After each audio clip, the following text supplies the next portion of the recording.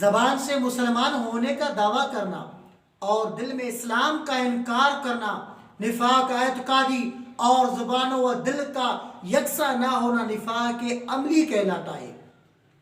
قرآن پاک میں اللہ تعالیٰ ارشاد فرماتا ہے ان المنافقین یخادعون اللہ وهو خادعهم وَإِذَا قَامُوا إِلَى الصَّلَاةِ قَامُوا كُسَالَىٰ يُرَاءُونَ النَّاسَ وَلَا يَذْكُرُونَ اللَّهَ إِلَّا قَلِيلًا۔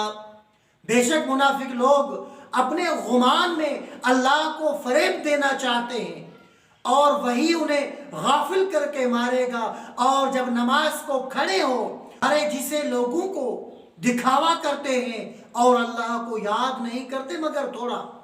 ایک اور مقام پر اللہ قرآن پاک میں ارشاد فرماتا ہے ان المنافقین فی الدرک الاسفل من النار ولن تجد لهم نصیرا۔